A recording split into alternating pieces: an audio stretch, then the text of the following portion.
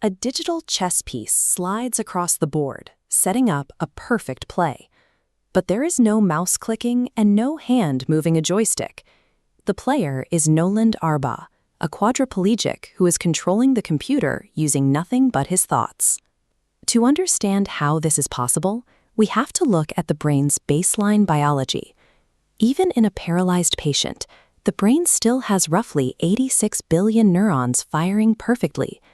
Every time you want to move, those neurons create tiny electrical signals called action potentials, which form your thoughts and physical intentions. The problem is that the biological bridge is broken. The brain generates the command, but because the spinal cord is severed, that electrical signal hits a physical dead end. The body simply cannot receive the message. Those commands have nowhere to go, leaving a fully active mind locked completely inside an unresponsive body. Scientists have tried to bypass this spinal gap for decades using older brain-computer interfaces, but early versions relied on rigid needles that scarred soft brain tissue, and they required bulky, open wires protruding directly through the patient's skull. Competing companies tried to solve the safety issue by threading sensors through the brain's blood vessels instead. But sitting that far away from the actual neurons muffled the electrical signals, severely reducing the accuracy of the data. To restore control to these patients, the hardware requires a specific combination of traits. It must sit directly against the neurons for accuracy, while remaining entirely wireless and stable enough for long-term clinical use. Elon Musk's company Neuralink approached this biological failure as an engineering optimization problem. Their solution is a coin-sized implant called the N1 Telepathy. The hardware uses 64 flexible threads, housing over 1,000 microscopic electrodes. For scale, they're thinner than a single red blood cell, but human hands lack the precision to weave something that thin into a pulsing brain. The slightest tremor could cause massive hemorrhage. To eliminate human limitation, Neuralink designed and built the R1 robotic surgeon to automate this microscopic weaving process. The R1 uses a suite of advanced sensors to map the brain's tiny blood vessels in real time.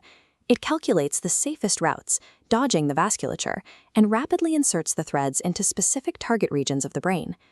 By removing the risk of human error from the surgery, a dangerous neurosurgical procedure is turned into a standardized, scalable engineering process. When a neuron fires an electrical spike, the adjacent microthread absorbs the raw electric field. That analog signal travels into the N1 chip, instantly decoded into binary ones and zeros. The chip wirelessly beams this data via Bluetooth, turning thought into a digital command. Neuralink proved this data pipeline worked using a macaque monkey being pager. Without ever touching a joystick, Pager successfully played video games using only the translated electrical signals from his brain. But this rapid innovation came with a severe ethical cost. Neuralink's aggressive iteration pace sparked intense animal cruelty controversies, with reports estimating over 1,500 animal deaths caused by rushed surgeries, misplaced implants, and fatal infections. The N1 chip successfully bridges the biological gap, but the hyper-accelerated timeline suggests the engineering is being optimized for a broader, non-medical horizon. Phase 1 of Neuralink represents a significant shift in clinical possibilities. Beyond restoring limb movement, future iterations aim to bypass damaged eyes entirely, feeding camera data directly into the visual cortex.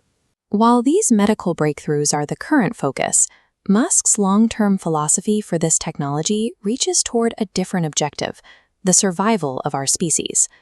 Musk believes that as artificial intelligence advances at an exponential rate, unenhanced humans will inevitably be left behind. His solution is that we must actively merge with AI to keep up. This is the core of transhumanism. By establishing a high-bandwidth, two-way connection to the brain, humans could eventually communicate via telepathy, upload memories to a server, and potentially achieve digital immortality. Neuralink's endgame is to shift the technology from a medical device used to heal the sick to a consumer upgrade designed to evolve the human mind. Opening that door exposes a terrifying vulnerability. If your brain is constantly connected to a wireless network, your most private thoughts and memories can be hacked. We already deal with data breaches on our phones. Now apply that to human consciousness. Imagine a catastrophic scenario where a digital virus or piece of malware is uploaded directly into your mind. Then there are the corporate risks. Tech companies are notorious for artificially throttling old devices to force you to buy the newest model. Apply that to biology, a corporation slowing down your cognitive processing speed or injecting unskippable advertisements directly into your visual field. Beyond the individual risks, this creates a massive societal divide. How could a natural, unupgraded human ever compete for a job or resources against a wealthy class of digitally enhanced superhumans? Neuralink is beginning as a noble choice to heal the paralyzed, but in the near future, having a computer chip drilled into your skull may stop being a choice and become a mandatory biological necessity.